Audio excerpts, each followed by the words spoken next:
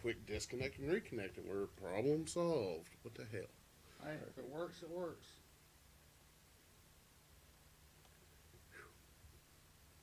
I feel like I've just had. I mean, it ain't like we didn't drink a lot Saturday while we was playing, and then on lunch, and then I kept drinking after lunch. We did. I started drinking at like 8:30 in the morning, And then you came to con. and then the Bourbon Wizard was the second person to see me. God bless. Nice. God bless the. I turned the bottle he handed me up, and it was about. I mean, it was almost halfway full. It was just under the half mark. I handed it back to him, and it was a quarter bottle. 3 people walked over and said, "Damn, dude, how'd you do that?" I actually met him Friday outside of costume. Super cool guy. Yeah. God bless the alcohol wizard. The Wizard of Booze, that's his name. The Wizard of Booze. The Wizard of Booze. The wonderful Wizard of Nice. Booze, if we're going to be anatomically correct. So are We're going to have our Mandalorian costumes next year. I'm digging it. That might be easier in the Gaim costume to put on and off. Yeah, because you're going to have to buy your undersuit. Tell me what I need to buy. Hold on, I'm making armor pieces to fit at this point. I'll have no templates. It's going to be, I'm buying a sheet of half-inch thick PVC that I can form with a heat gun. How are we connecting it to this Under Armour suit and all That you let me deal with that. that? Okay. I don't know how that shit works. I'm probably going to use buttons. A lot of people use Chicago screws. He said something about screws. The Yeah. monk refuses to confirm whether he's sedimentary igneous. I think the camera's going to need to go back just a little bit, Whoa. unfortunately. Yeah, Or Drew's completely out of frame. Y'all could...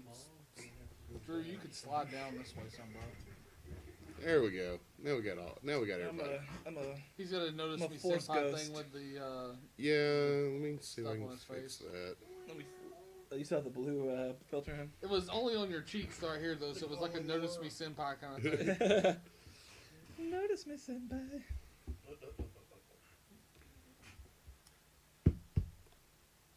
Oh, dude, the other funny thing... Oh, there was a lot of good stuff. The adult track's really where it's at, but they do a money shot thing, dude.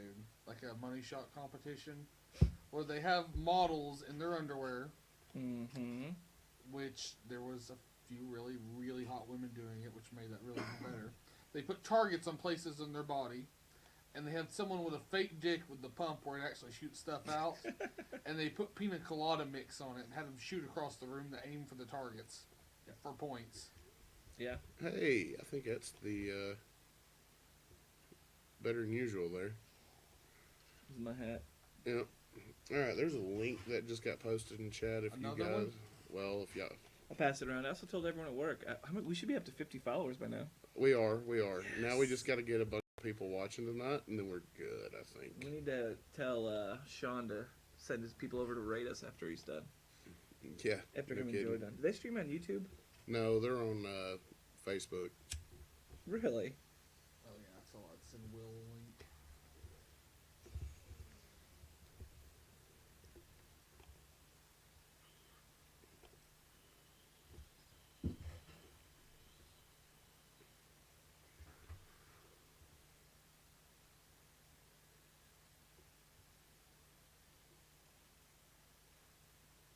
Go find the Legion Discord. I put us on Twitter with hashtags and all that good stuff. Yay! Hashtag the Star Wars Legion. Hashtag 82nd Legion. Nice bike stand there, but Yeah. It's a It's real. classy. It's a real improvement compared to usual around here. Did you see this shit, John? Which one? Yeah. It's like, that's pretty personal. strangely aroused. Right? Hashtag I had the weirdest boner ever right now moment. Yeah. I like how they just let Jupiter's tit out. I didn't even notice that for Yeah. TN. Yeah. Yeah, they put a little heart over it. That's hilarious. There we go. Got that shared up in all the right places.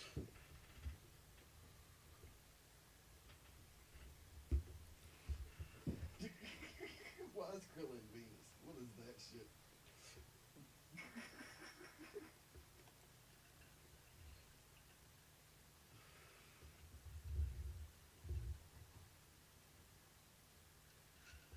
I don't think they tried to match personalities at all with these motherfuckers. No, they didn't. Yamcha's Mars. That's a negative. That's a big fat negative. Oh At man. least it's not a red shirt.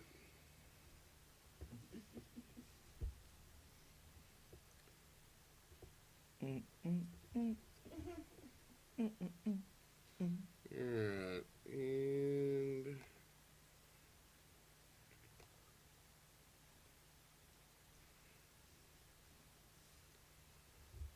so one thing I do want to do, guys, is I want to build a replica of the bald Wookiee. The So we can- internals or the externals? The Well- internal. We're gonna turn this place into the actual bald Wookiee. Yeah, eventually. I mean, something better than this green screen we got going on around here. No, I actually do want to build a replica of the current bald Wookiee terrain piece, so I can hand it to Brandon and he can put it in his terrain collection.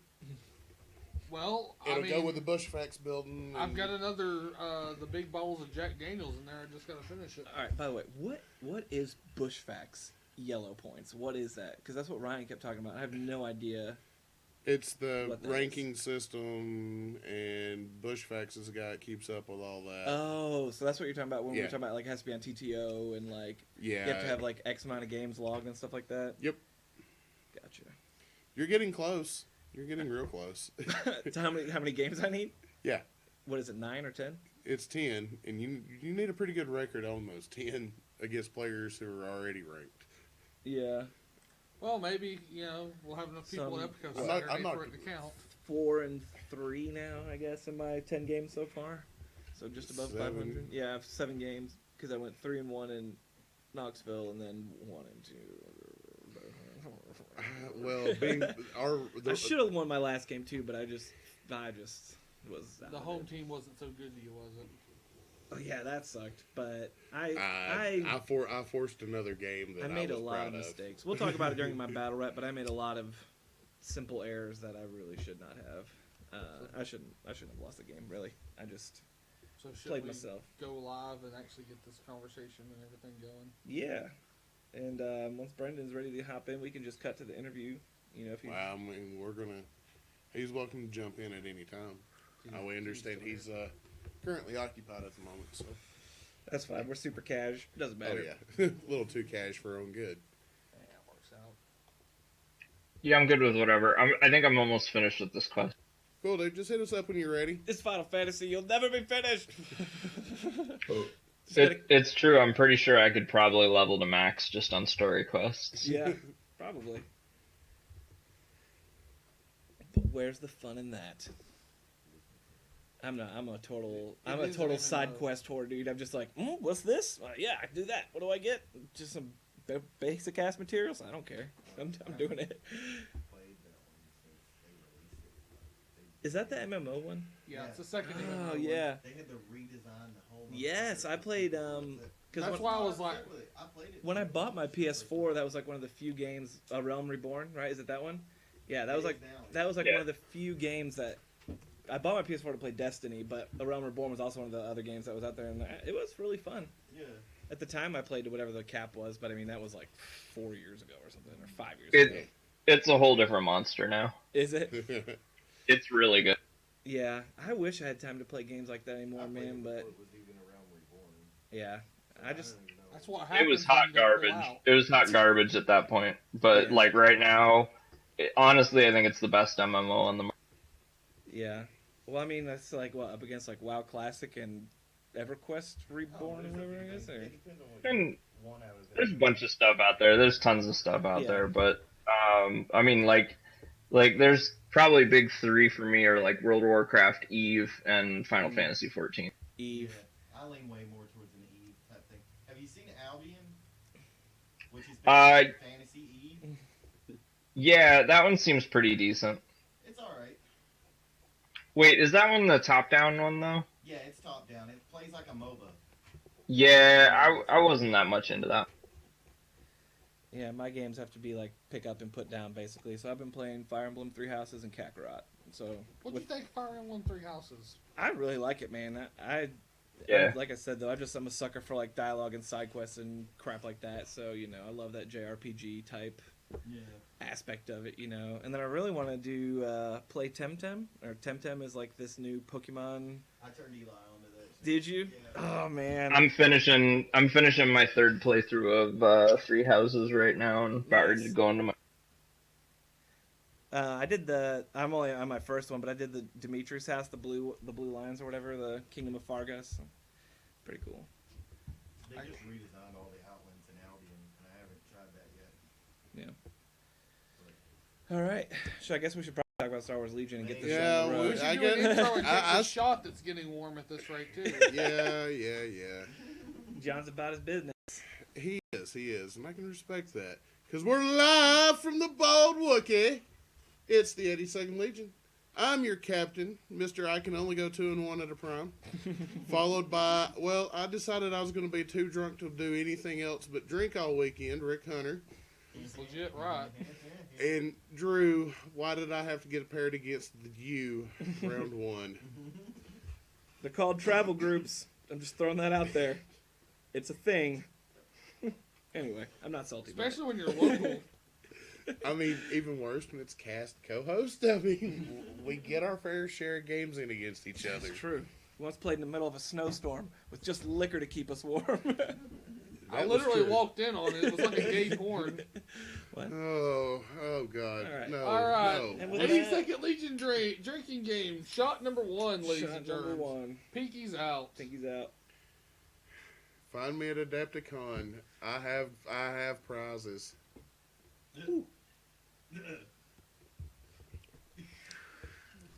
By prizes, he means liver failure. Look, if I can induce it, we're all right. Wait, aren't you? Just don't Isn't answer your the boss on city's this call?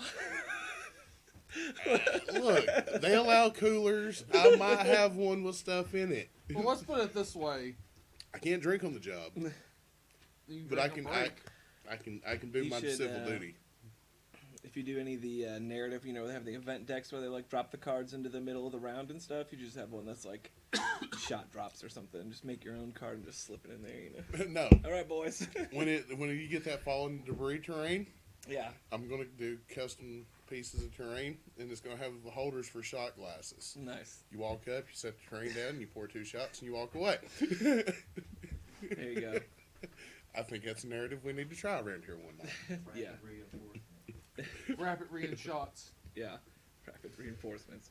All right, we got a lot to talk about tonight. Yeah, we had some good fun at Dice Head this weekend.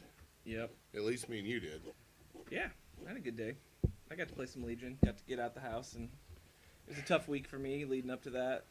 It was. So I had to travel out of state for a funeral, and and then work basically the day I came back. So it was a lot of driving in a little amount of time, and it's hard to bury a friend. So I was glad to kind of just get out and put some models on the table and roll some dice, and lose a bunch of rebel units. It's all better to in be one fucked go. by DOS than life. That's true. As this game will fuck you with DOS. Well, my dice picked up just as hot as they was the game that me and him played in the snowstorm. Yep, it was just a continuation of the beatdown, basically. All right. Thanks for the And announcement. that's our producer Kurt on the sidelines. The Just letting us man, know his bowel movements. the man behind the glass with the gas. Hey, we're a classy. Okay. We're a Okay. classy show, and you fucking know it, bitch. I wasn't. Cool. What? He's our producer, just like Jay produces that other one. Yeah, but at least Jay produces the stuff. My producer does shit. That's true. Just to sit here and heckle us. I mean, I mean, you'd think he was paid or something around here. Wait, you guys are getting paid? right? No, this is definitely a money out expense. Look, Imperial credits. I don't know if you heard, but the Empire's falling. Bullshit. So, round one, it seemed to be a lot of play groups got paired against each other early. Yep.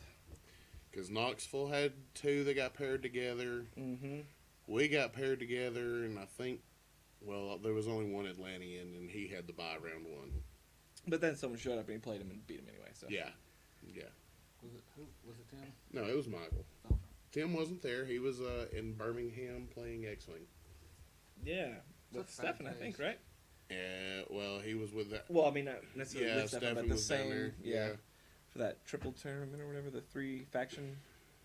Teams of 3. Yeah, teams of 3. Yeah, I don't know. Is there ever any Legion tournaments in Alabama that we know about? No, I'm not aware of any. Okay. Yeah, because the guy who lives in Alabama comes to all of ours. And Knoxville's. Ben Crane. Well, say, Yeah. I'd love to go to Huntsville for a tournament. I'm just saying, if there was one. Yeah, sure. I mean, Huntsville's a nice drive. yeah, it's only a couple hours. You know what I mean? Like, Huntsville, if you have a game scene, hit us up. We will show up. There's Yeah, the for Deep real. Comic Shop, which they have a huge shop, so I don't see how they couldn't have something. maybe they just don't have the community there. I don't know. Like I said, the guys that play in the tournaments that drive. That ride out. Yeah. They ride 4+ hours most of the time. Mm. Yeah. Through a desert on a horse with no name. But me and you got paired up round 1 Yeah. on the Stabcast crate table. Mm-hmm. Now, this is not our first adventure on It this is a table. salty table. It leads for a rebel player to be very salty. Because there's really nowhere for them to hide. Yeah, there's not a lot of large line of sight blocking terrain, and that AT-AT is a little bit wonky shooting over it because it's kind of got that weird. Yeah, well, You bend it I and believe stuff. he's going to be working on that in the near future. Oh, 'cause yeah. That was talked about. Okay, I mean we worked it out. I felt like, you know what I mean. We just Yeah. pushed it down. We looked at the unit and we're like, okay, if this was on the ground where it's supposed to be, could you see over this? Yeah. Yes. You know what I mean. And Like, it was gentleman's agreement.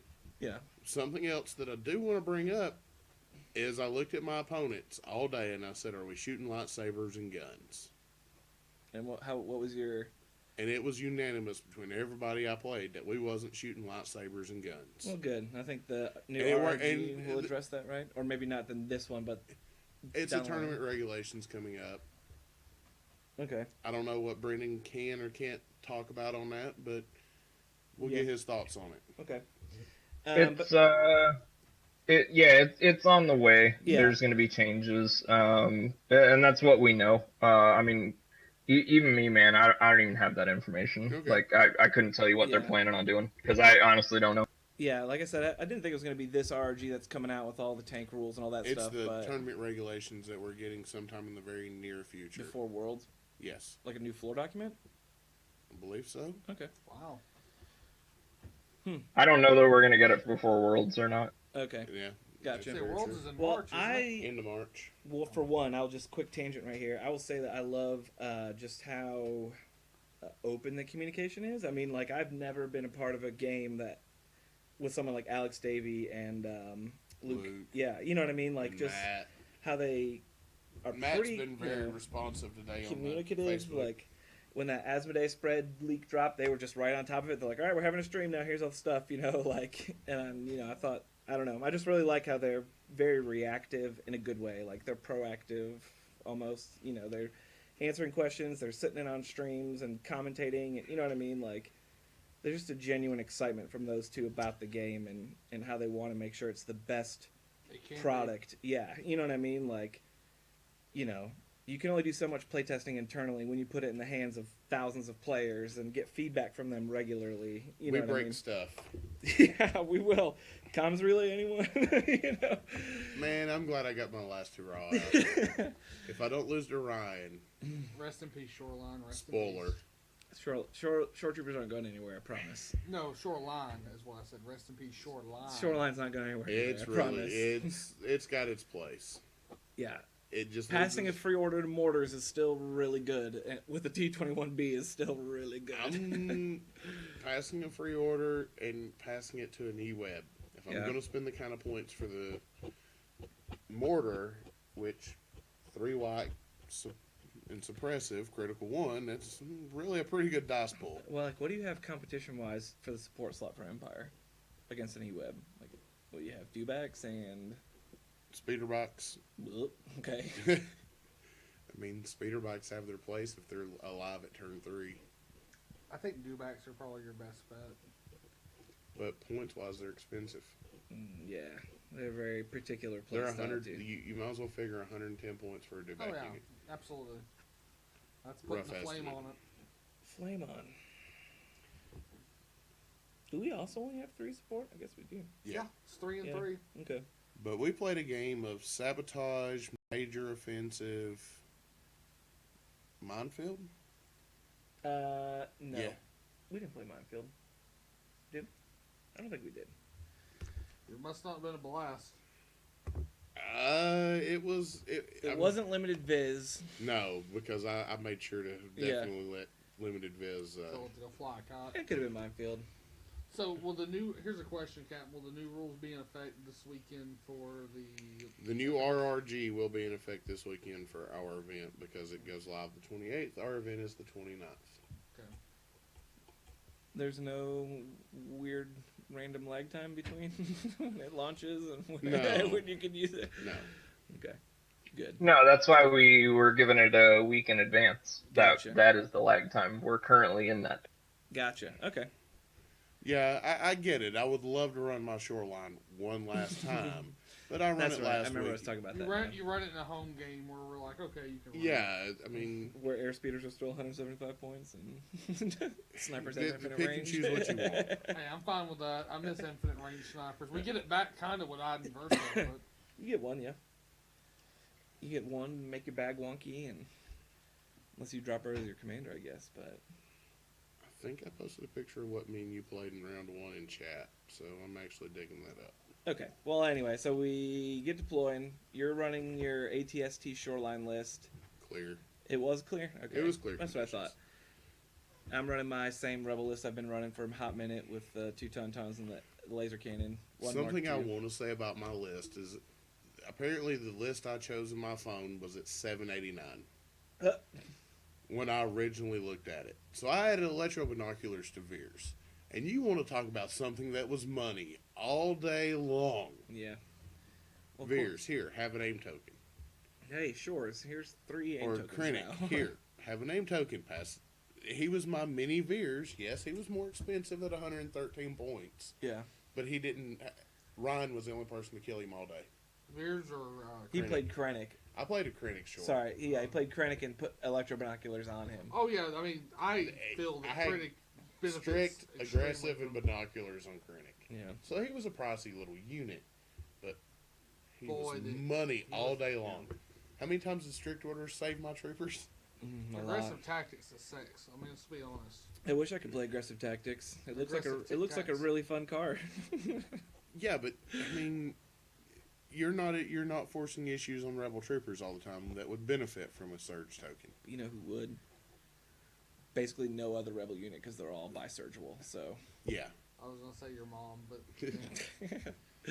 All right, now that we're your mom joking already. hey, you know, I'm making sure we check the boxes for this episode. DP's next.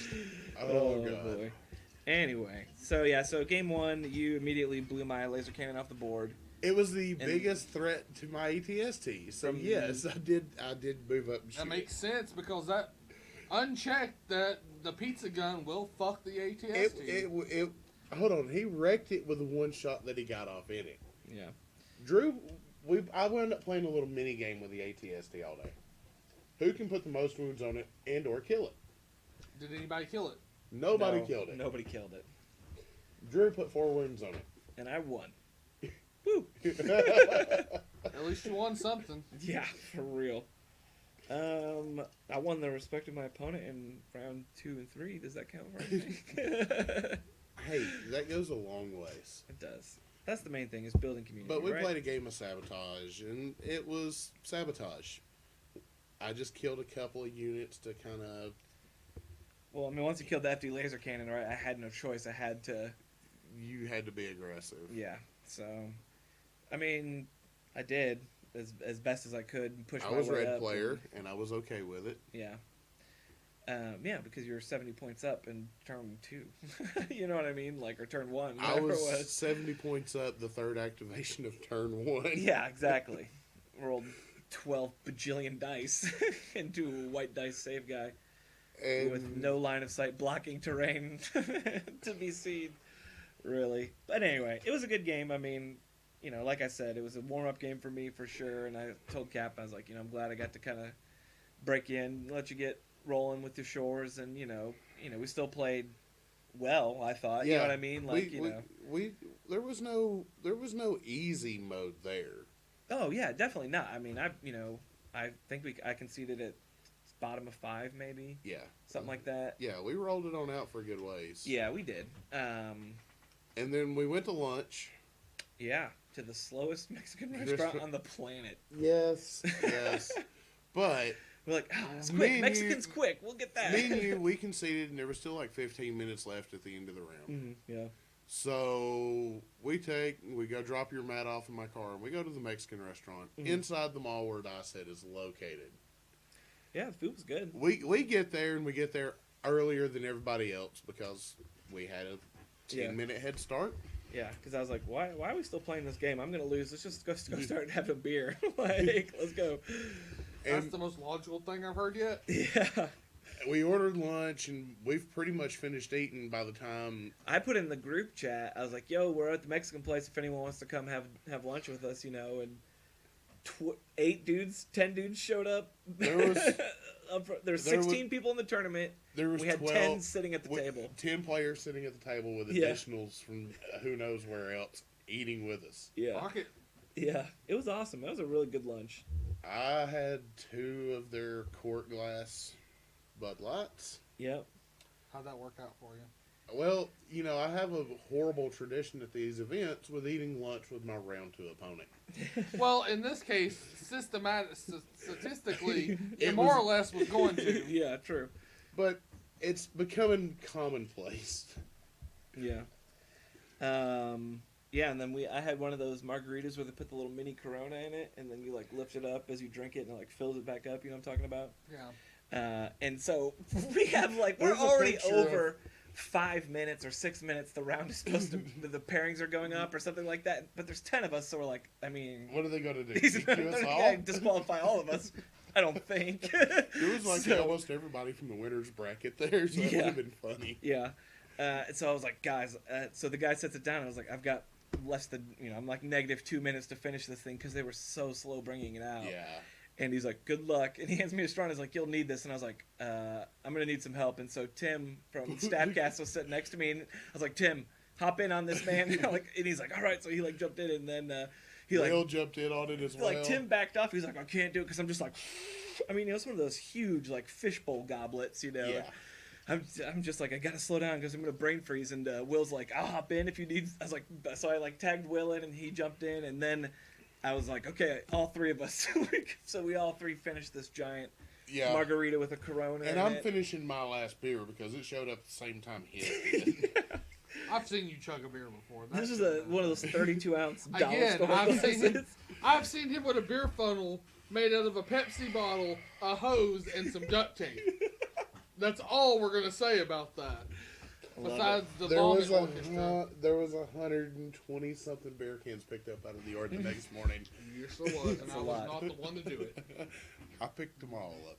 Mm. It was before I drank, so it was not my doing.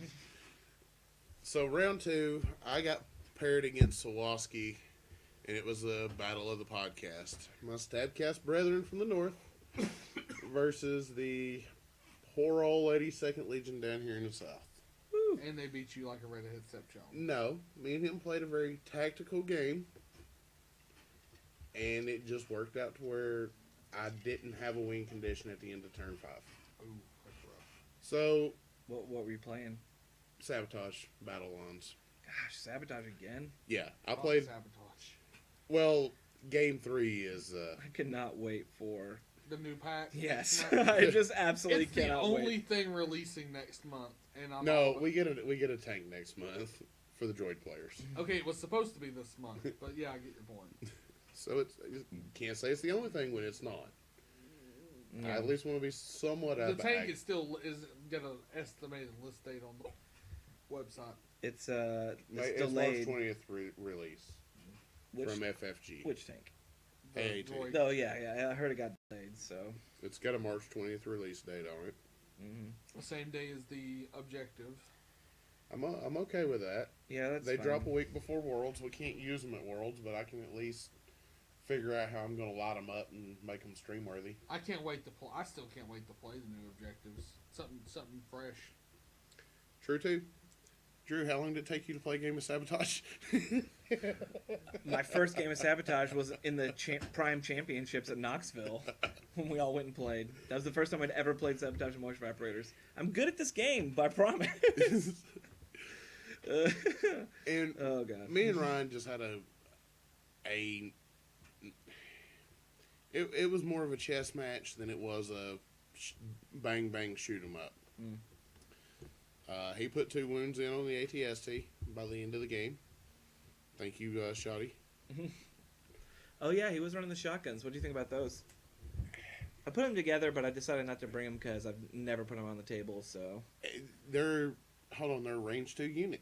You at that point you're turning that Rebel Trooper unit. Yes, they have a range 3 die pool, but you're really wanting to get that unit in range 2 of something so you can light it up. I feel like you don't want to do that with Rebels, though. I mean, hold on. I think that's part of the Rebel playstyle, and we just got to figure out how to make it work. yeah. Well, that's what I'm excited about. I mean, now that Shoreline's dead, I think I'm actually going to swap over to clones for a little bit. I mean, nice. I'll talk about my game against the clone unit here shortly. Yeah. it So go better you for you than lost me? on points destroyed or objectives, or I was going to lose on objectives. I had no way to get enough points on my objectives to win gotcha. because we was going to tie points destroyed, and that was going to be a real close match Okay. because he had knocked a good bit of my stuff down. Okay. I had some dice rolls that just we talked about it, and we was like, yeah, you had some dice rolls that was if they're average, you win. But I would roll like 1 hit I'd roll 1 hit on a Shore Trooper die and only be able to re-roll 3 or 2. Yeah. That's rough. That's rough. So but So I'm you're not gonna. 1-1. I'm 1-1, and I'm not gonna sit here and blame dice because I put my minis in that position. Yeah. And then, what'd you go against in round 2? Because So- I'd kind of heard about this list on lunch, and I didn't know what to think about it. So I played against Matthew Mann from Alabama. He was running the Republic. This is my clone guy. I actually played this game on stream. So if you go back and watch the stream, you can see the game. Yes. He was running Rex with recon intel, so that plus his little scouting party let him push up pretty early. Yep. Obi-Wan with force reflexes, R2D2. He had two phase 1s with the DC-15 and an extra troop. Phase 1 with a clone captain and the shotgun, and then phase 1s with extra troops. I had 3 phase 1s with extra troops. So running 8 activation clones there. Kind of a mix of a little bit of everything, a little bit of this, a little bit of that, a little sprinkle this, sprinkle that. We played rapid reinforcements on battle lines with recover the supplies. So we're playing on the Chocha map, and the deployment zone is within the end of both the upper walkway ramp things that we had, which I actually really like because it let me deploy my units up on that second level. Yeah. So I'm kind of matching him. Like, first of all, I'm running 12 activations and he has 8. So if he tries to split his forces too much, I can just overload him at the end with all my guys on one side, pretty much, if I have to crush a flank and then move across to the other side. So I basically put all my snipers with a Rebel Trooper on one side. We weren't playing Battle Lines, I'm sorry. We were playing Disarray. So Ooh. I had my Rebel Troopers and my snipers like in the right corner, 1 squad of Rebel Troopers up top, all 3 of my snipers, and then on this side I had everything else. So my Vets, my Mark II, Leia, 2 other Rebel Troopers, and my Tauntauns. And then my FD I put into my Rapid Reinforcement pool. And he put his shotgun guy into his Rapid Reinforcement pool and a Phase 1. So he put 2, and I only put in my FD laser cannon. And I get it, like, first of all, you're already down 4 activations, and now you're going to be down, initially you're going to be down even more. You're going to be down 5, right? Because I'm putting 1 away, but he's also putting 1 away. So, that was pretty tough. Plus, all of your activations are either commanders, who are probably getting tokens from their command cards, and core units. So it's not like where if you're running like, well, support where I've got my Tauntauns ordered already, and the next support I draw them on my FD. So it kind of gives him a little more control, but it also he's not going to get to him till the very end. So it's good. I see why he's doing it. He can reinforce where he needs to. And I was really worried about Secret Mission because I hadn't played against R2 yet, and so I was just like keeping an eye on him and trying to shoot at him and what that looked like with my snipers and stuff. So we play, and I just start erasing his units basically. I killed one of his guys that was carrying a box, and then it was R2D2 actually. I finally killed him with my snipers because there's no one close enough to him, so I could finally shoot R2. So I picked him down. He kept running with R2D2, which I get, but he could have repaired as well. Like, He'd have to repair a vehicle if he had one, right? he can repair himself because he's a droid trooper. Oh, he can repair himself. Yeah, and he can do it twice for 2 wounds. So he can repair. He can basically has an extra health bar if you can get him, repaired in the right time. Exactly. The way I figured you would handle him was get that bitch into melee and just gang rape him. That's not a bad way to handle him. Yeah. I played against the clone list in game 3 with an R2D2 as well. Yeah. So And my FD laser cannon, I dropped. So the Chosen had like the second level. It had ladders and then stairs that went up, and then it came up, and then it had this little outshoot, like a dock that kind of came off it. Mm-hmm. So it was shaped like a T, and I dropped my FD laser cannon right at the end of that T, so I could see the whole board, his whole army, and I just shot at him with my FD laser cannon for the whole game, basically. So I could just pick off unit leaders and stuff like that, and he took down both my Tauntauns, maybe one of them turned 3, one of them turned 4, so they'd done their part by then, So I won 3-1 that game. So I'm 1-1 now. yeah, I killed your Tauntauns, top of turn 2? Yeah, I don't know. It was bad. It was a rough game. It was tough. Yeah, that one was... Yeah. So round 3, both of us holding it down at the 500 mark. Yep. Go 82nd Legion. I get paired against Will Heim from the Stabcast. Woo. He's playing clones. Rex, aggressive, recon, couple of DC-15s, couple of RP-6s, couple of Z-6s, Yeah. R2 with 3PO. Okay. So, you got to calculate them odds. Yeah. And he goes through, and on turn 1, he sees the threat that the ATST presents. Mm. So he plays Rex's 2-pip, which extends the range of everything. Right. Activates Rex, moves him over, gets him in some cover, but it wasn't enough. And he fires a fire-supported shot into my ATST. Got him. For 1. Mm. That seems silly. Yeah, his dice was cold the entire game. Mm. After that, I start lighting into Rex until Rex is dead. Yeah. And I played Annihilation Looms turn 1. Mm-hmm. So he didn't get to do all kinds of fancy shenanigans immediately. Yeah. Because he can't take the extra green tokens, basically. Yes. Interesting. Because, I Okay. basically stopped his token chain Yeah. instantly. Nice. And for the listeners at home, Will has been, needs to put some respect on the name. I just want to say that he's been playfully ribbing us rather. Yeah, on the Stabcast. So I went 500 against the Stabcast. I told Chris, I said, you have to win this game. Said, you got to. I forced breakthrough on Major Offensive. There you go. So I had won 4 or 5 different breakthrough games with this list. I just love it. Don't know why.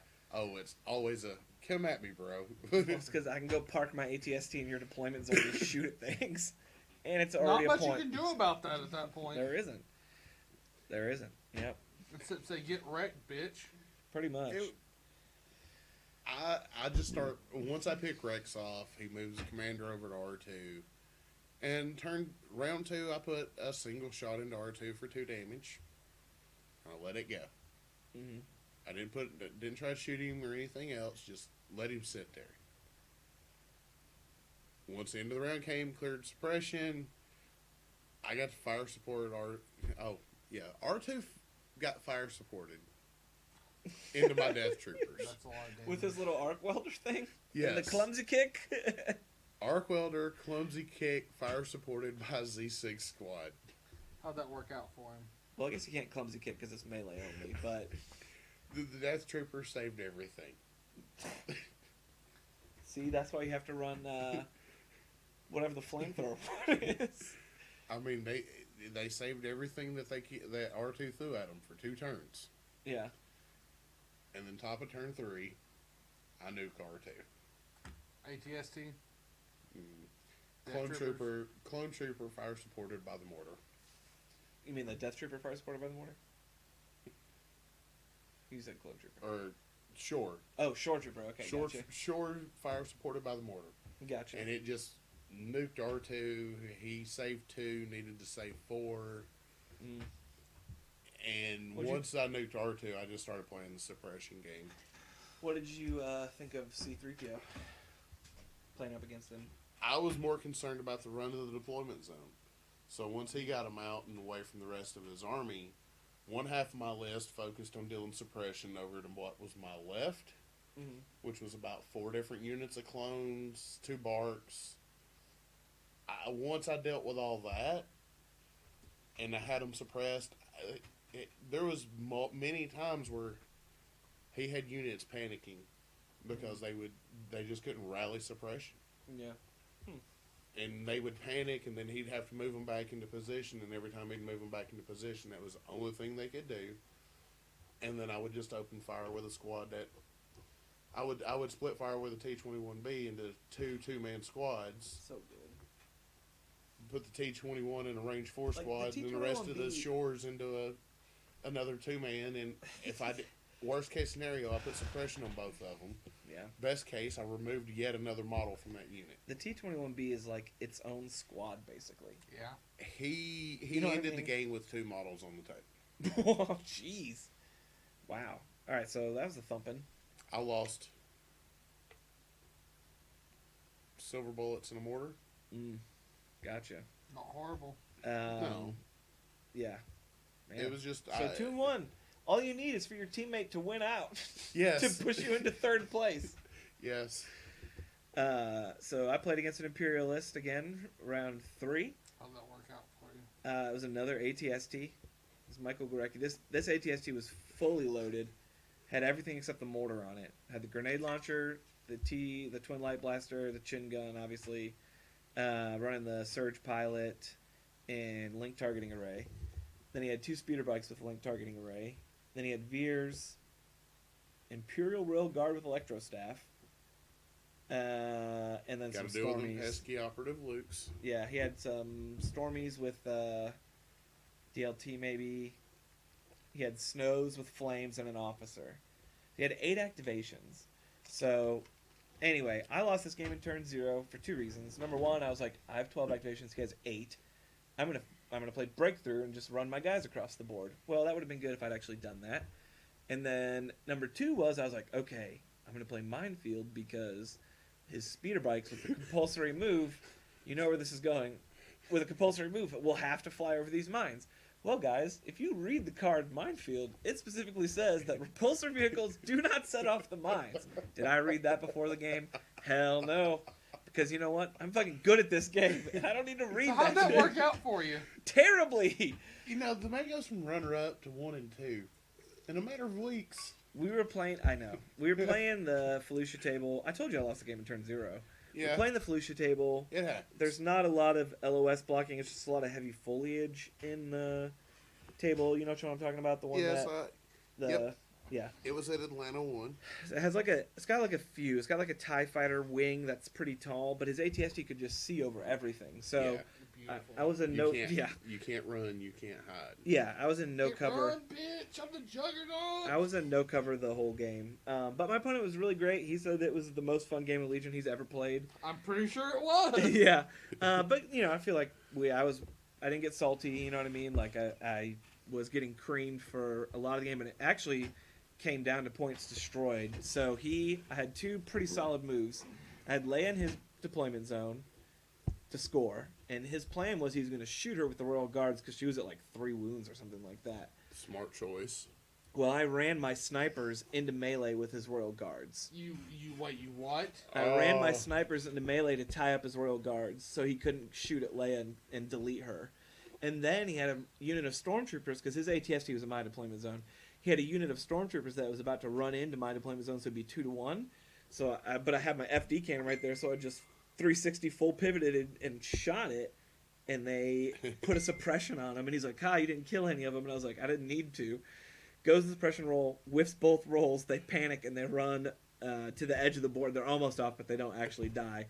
So I kept him out of the end zone on both sides, to keep it up. So we went to points destroyed, and he'd killed 500 some odd points on my list, and I'd only killed like 400 of his or 375 or something like that. So it was a great game, though. I mean, I just was really off my game this weekend. It was just really, like I said, I was just kind of tired and I had a lot going on. But it was good to play. I met 2 great players. Matthews from Alabama, he rode up with Ben, and Warecki is from Knoxville, I think, or Atlanta, maybe. I think he's from Atlanta. I don't remember. I don't remember either, but I'd never played him before, so I got to meet some new guys, and we had really good games of Legion. And the main reason I don't like to play my teammate is because I want to meet new people. Like, that's the kind of personality I am. I'm extremely extroverted. I always want to make sure that the person who's playing against me has a great game of Legion, whether or not I'm losing or they're, losing, whatever. So, but, anyway. So, yeah. I mean, it was a lot of fun. We had some... I just really hate playing somebody that I've played on a regular basis. Yeah. I mean, that's true, too. We know each other's tendencies. We know each other's ins and outs, It's I want to play somebody new. Yeah, it really exactly, is. yeah. And like I said, I love meeting new players. I love making connections. Like, working in the job environment that I work in is all about meeting people and knowing people and putting yourself out there and stuff. So I'm very used to it in that sense as well. So, but yeah, so unfortunately I lost my game, and I think if I'd won, I would have pushed you up into 3rd place over Tim, and you would have had a World's my Invite for loss next to year. Swarovski was the Yeah, because deciding Wait, if factor. he got 30, you're in a World's Invite? yeah, because 1 and Top 2 two both had had invites. both had an invite, so it would have passed to him. That's a lot of damage. Yeah. So I missed my invite by my co-host not winning game 3. Yeah. Basically, he bent you over and fucked you. That's what you're saying. I mean, No, I feel like I feel like we found a new team killer. Oh, so he's the team Team killing kick. fucking team card. killer. Vote to kick. Jedi Barista. Add me on PS4. No. And then But, you get like, Now accepting applications. LOL. So I'm sorry I couldn't pull it down for you. It's But, all right. Apparently, I get another season of these to go through, Yeah. That's and true. I've came really close to pulling up the next tournament within 12 hours and seeing if I could actually make it. I think this was the last one, wasn't this? this was like the last weekend that I saw. Yeah. That you could qualify for this year, I thought. Or this season, rather. You know what I Yeah. mean? Either way. We'll get some more after March. Yeah, I would have traveled to more. Yeah, when had- does the next season start? Like May? Nah, probably gonna be late summer, fall. That late? Well, No. that April, would, May, June, hold on. July? That would be the end of the season of the RPQs. And if we're gonna have 2 seasons a year, you got the winter season and then you got the fall season. Oh, I thought you meant the winter's season. I was like, No. oh. So that's okay. basically the off season, like March to June or whatever would be like the off season. Well, you get a couple of Grand Continentals and stuff like that, and Nationals in that time frame. Because we get Adepticon in March, Which is Gen Worlds, Con in August. right? When's Nova? Nova's also in August, Okay. and then Warfare Weekend in November. Yeah. Kublai Khan's coming up sometime in the midsummer, Mate, May. Love how our guest jumps in randomly. So wait, so May then that should be the new season then, right? Because if they're a GC, weren't they Grand Championship this year?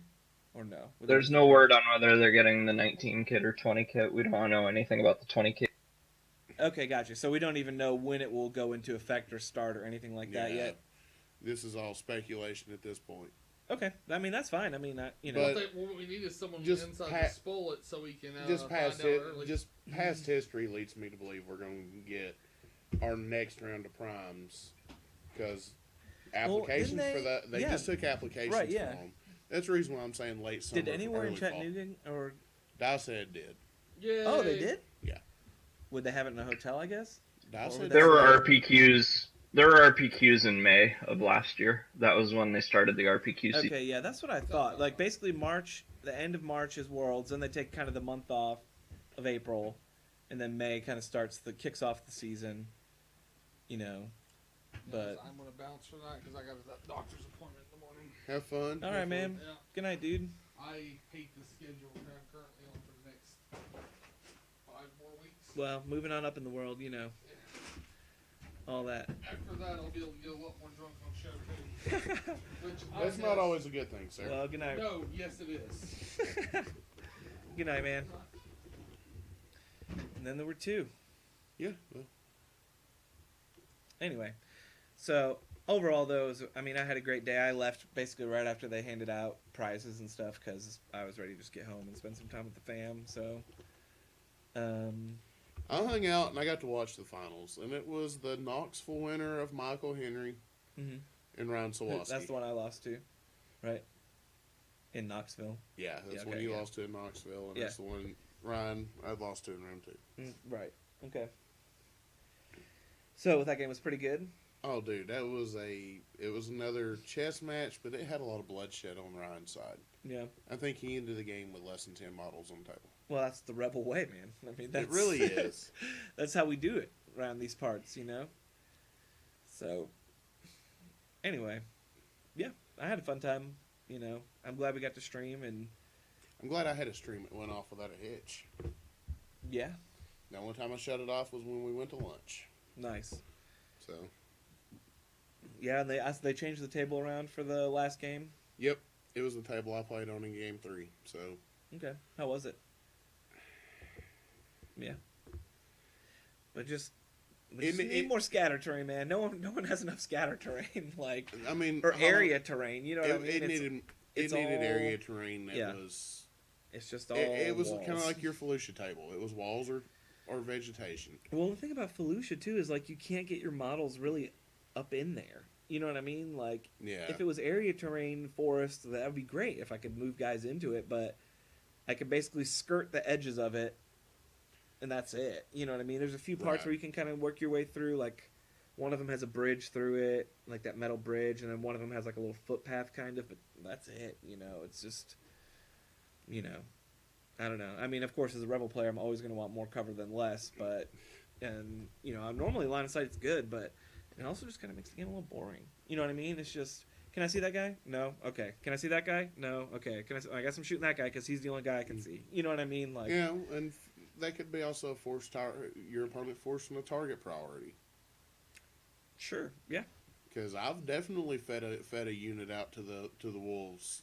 All right, I need you to focus on this guy. Mm-hmm. I need you to run over here and focus on him while I'm doing something else over here on this side. Yeah. I've done that. But Yeah. the finals come down to a rally roll of a rebel trooper with 4 suppression on it. Had to clear them all. I had to clear them all to win the game. Clears them all, moves over to the VAPs and bonks it for the win. That's incredible. Yeah. Go Rebel Rangers. I'm about it. So, Brandon, what can we expect in Worlds this year? Well, 14-hour days to Mm, start. Nice. That's So, nothing other than at this point. Yep. TO desk will open up at 8 o'clock in the morning, and we're scheduled to be done by about 10:30 at night each day, Mm. except for Sunday. So, yeah, it'll be good. Nice. So we've got the day 1 and day 2 heats on Thursday and Friday, part 1 heats on Thursday and Friday, and then those are the only things going on those days. And then after that, we'll take the 3-in-1s from each of those days into Saturday. So we'll have about 50 people for that. And then simultaneously, we'll have a skirmish event going on. And I don't remember the exact sales on that and how many we capped it on. But I know that I anticipated the ability to cap that at 60. Okay. Nice. So yeah, I'll have another team of judges for that. And then Sunday we'll only have the top 4 for Worlds. Should be done with that by about 3:00. And then the team event is also going on. And we'll have separate sets of judges for that too. That way I don't have to worry about the skirmish or the team event at all, other than maybe just us doing some paperwork stuff. Yeah, I gotcha. Well, also, I guess we should probably, for people who are listening or tuning in, like, I guess we should probably introduce you and you can maybe tell us a little bit who you are. I mean, sure. Yeah. So why don't you tell us a little bit, maybe, how'd you get into judging? Did you judge? I think you used to judge MTG maybe or something like that as well, or? Yeah, so I actually started with World of Warcraft trading card game, No which is way! essentially Listen, dude. functionally, Undead Priest. yeah, functionally a Come clone. at me. Yeah, yep. Functionally was a WoW clone in pretty much was a MTG Yeah. clone in almost every way. I mean, down to the judge program, down to everything. Yeah, except for you could play quests, so you never got mana hosed. So you could play face down cards. That was the best part about that game. Yeah, and then they turned it into a light version, which was called Hearthstone, and then they just called it RNG Lottery, and I quit playing. But, Hey, pour one out for Cryptozoic, man. I went to Worlds for the WoW Minis game. I was around for like a year and a half. So yeah, so I got in right after the minis was basically done. Okay. Gotcha. But so like right around the Scourge stuff that they were doing. Yep. The Scourge block. But yeah, so I did that and did some big events, kind of got my start there. Okay. Built a lot of my principles and stuff off of that. Okay. Lot of the stuff that I do is based on that. So yeah. Nice. But yeah, so I did obviously I did LVO 2019 with LJ. Mm-hmm. And then basically kind of last minute we kind of did Adepticon last year, and that just kind of kicked everything off. I actually did the math. This Worlds is going to be my 8th event of competitive. Oh no, 9th. Never mind, number 9. Nice. Number 9? Yeah, it'll be my 9th event outside of a store event. Okay. As far as judging, so at some sort of major event or convention. Now, do you enjoy judging more than playing, or is it just kind of like you're the guy now? Like, I mean, do you get to play much? Not really. So no, I mean, I've kind of pretty much switched over to judging almost full time. I play a little bit locally, but not as much as I'd like to. Yeah. But that's just a combination of multiple factors. But sure. At this point, I basically kind of had to just say, look, I'm just not going to play this game competitively. Yeah. Like I had my Worlds invite last year at Adepticon because I knew I was doing Worlds this year. So like, it was one of those, like, I knew there's no reason to compete seriously. Sure. I've played. I think I played in one Rally Point qualifier and got 4th, but lost one game, so whatever. Yeah. But yeah, I mean that's kind of where I'm at. Okay. I just at this point I judge. That's what I do. Now, judge and TO. Yeah, I was gonna say, and I kind of want to talk about that distinction a little bit too, because there is a difference between like the TO and the head judge, I guess. Like, is there like MTG? There's like the head judge, then he's got a little team of judges, so you can always appeal to the head judge type thing. Like, is that a thing in Legion? Yeah, it is when I have a staff. Okay, a lot of these events on my roster, I do by myself. Okay. So Ooh, in a lot of cases, I don't. It's just me. But when I can afford it and actually have a team, then yeah, we do appeals. But the reality is, in a lot of cases, if I'm hiring somebody to be a judge, the reality is you're welcome to appeal it, but you're probably not going to get an overturn. Sure. I don't think I've ever seen an overturn happen in this game anyway. Yeah. Okay. And I know that when I was a judge in WoW, I was never overturned myself. So that's just one of those things. When you hire the right people, appeals are there, but Right. you know, Yeah. the reality is if somebody's in that judge position, it's probably for a reason. Yeah, I got you. So yeah, so like we said, WoW TCG had a judge program. Magic has is there a judge program for Legion, or is it more of like a, hey, this is something I really know the rules well. I'm interested in. I mean, like, how do people No, kind of get into? for better or for worse, there really isn't a judge program, and I wish there was, but Mm, the fact is at this point, there's nothing stopping you from going to, and I've heard horror stories, and I won't name names because right. honestly I don't know them, but I've heard of people going to primes or going to rally point qualifiers that really the TO or the judge that they had for the event honestly didn't even know the game, and maybe it was just a store staff person or something. Yeah, And, that's like, definitely yeah. I don't fault them for trying, but man, you'd hope they'd get somebody in the position that could actually do it. Yeah. I mean, You I'm know, glad to have a place to play. I'm glad they're hosting, but at the same time, in a perfect world, right, we'd have some kind of judge program where you could compensate people who would spend their Saturday doing that instead of actually trying to compete. so there are some incentives and stuff to doing what we do. Mhm. The number of times I basically contract with different events depending on what's going on, but Okay. so FFG has their process, Adepticon has their process. I'm actually part of the Adepticon staff. Okay. So that's an entirely different process than working for LVO, where I don't work for Frontline. I'm not part of their staff or anything. Gotcha. So everybody handles things a little bit differently, Yeah. and so that's always part of the negotiation. But yeah, so you asked, back to your original question of like what's the difference between a judge and a TO. Well, the judge is obviously the guy in charge of the rules, but the TO is the guy in charge of the event. So when we did LVO, there's actually a distinction. Like LJ was the TO for that event. I was the head judge. And frankly, if it was a TO related question, I'd be like, you know what, that sounds like an LJ question. Go talk to LJ, and he'll be able to help you out. Yeah. If it was a rules question, then that was for me to handle and not for LJ to handle. And we, by drawing that line, we were able to kind of divvy up the work and focus on what we needed to focus on. Gotcha. I couldn't have told you what the prizes were or what Right. the things were for the event, because frankly I didn't concern myself with that. I had other priorities. Yeah, so if someone came up and was like, I got mispaired or my wins were reported wrong, you're like, yo, man. Yeah, That I'd be table like, over cool. there. Go to the TO table and talk Yeah. to LJ. Like Yeah. he'll take care of you. Nice. Well, that's So nice. for so for Adepticon, I'll be the TO and the head judge for that. And then I've got the captain there on admin support. So he'll be running the computer for me, dealing with match slips, basically helping out with anything possible that we need there that makes my life easier. Nice. Well, his reading is coming along really well. He's doing really Yeah. good at sounding it out, so he should be ready by March. So. Well, as long as he's sounding out the words, I think we'll be okay.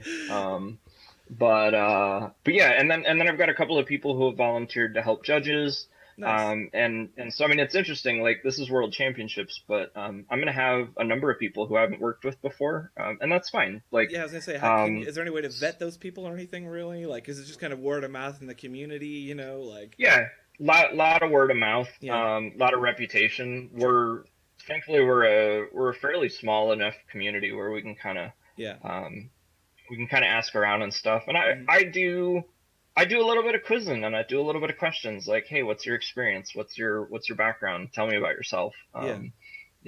Why do you want to judge? And if somebody's a little bit interested, then cool, let's talk about it. I started just because I had a familiarity with rules in World of Warcraft, and I think they had a judge program, and I took a test online. Right. Yeah. But then, here I am going to Gen Con, working for them. They didn't put me on the championship event, but they did put me on side events, and I was doing stuff all weekend. Yeah. And worked really hard with that, and I was recognized for it. I ended up getting a thank you extra bonus for that, for doing well. But yeah, that's the thing. You sometimes you just got to give somebody an opportunity. Right. And so if it works out, cool, and if it doesn't work out, then it doesn't work out. Yeah, it's like I was saying earlier, it's just making sure you put yourself out there, introduce yourself to people, be a good opponent first and foremost, be a good member of the community, like all that good stuff. Do stuff 'cause- right. Don't Dick it Yeah. up. Yeah, I mean, well, like you said, it's a small community. People are gonna talk. They're gonna, you know what I mean? Like, even if they're not trying to particularly badmouth someone, but oh man, my last opponent so salty, didn't know what he was doing, whatever, Yeah. So, but Yeah. So word gets around and stuff like that. So So no, sometime- I'm looking forward to it. Honestly, at this point, it's so rigmarole that it's just like, okay, cool. What do we need to do? What's the next one? Yeah. I already know what I need to do and what needs to be accomplished to do it. yeah, So we're getting closer and closer. We're less than a month from Adepticon, Mhm. and then beyond that, I think I've got 2 more events on the docket for the year, Nice. that are major events. Nice. So I'm looking forward to that. Yeah. So sometimes you do have to wear both hats as TO and head judge. That is the Yeah, thing. and you can. There's not really a requirement to have both people on staff. Okay. But sometimes the ability to split that duty up is nice. Right. So people maybe who are wanting to maybe get a tournament scene going in their own local store or their own Might area. as well prepare to wear 3 hats. Yeah. Right. Marketing TO and no, but Yeah. I mean, so basically just have a good command of the rules and Stay up to date with them. yeah. Yeah, even when I try and get a day off in my local community, I still end up providing all the terrain, So I mean, it's just one of those things. Like, Yeah. you get a reputation and you put a quality product out there, and people want it. So Yeah, which I really like about this community. I feel like it's pretty close knit in a lot of ways. You know what I mean? Like a lot of secondary, tertiary. Like, hey, I know this guy, and you know that guy, and it's kind of a I played him back at so and so. It Yeah. was an awesome game. yeah. Mm-hmm. And that goes further than anything else in this game, personally. For sure. So we recently had a learn to play event, and unfortunately, no one ever came. But Not our fault. if someone who is like trying to teach new players how to play, I guess where would you say is the biggest kind of hurdle for people getting into Legion to kind of wrap their heads around? Like, where would you focus if you were kind of starting with maybe a new player, maybe it's their first miniatures game or something like that? I mean, honestly, I'd keep them away from clones and droids. Yeah. Yeah.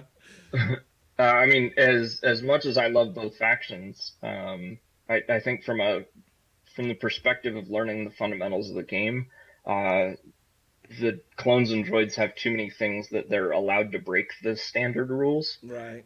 Even with their base units. Yeah. So like ignoring suppression or sharing green tokens, etc., that kind of thing. yeah, and their command cards are far more dynamic than yeah. what Luke and Vader originally had. Right. And Luke and Vader, I mean, how many times do you get questions about Son of Skywalker? So Yeah. I mean, if that's how bad it is with Son of Skywalker, then imagine how try explaining trained in your Jedi arts to somebody. I was about to say, you know? Grievous one pip. Yeah.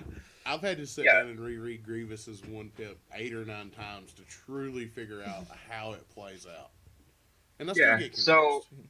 I mean, if somebody's dead set on wanting to play clones or droids, then do it, teach them. But you're just gonna have a harder time with it. And for me, it's just focus on small. If somebody really wants to play a unit, then let them play that unit.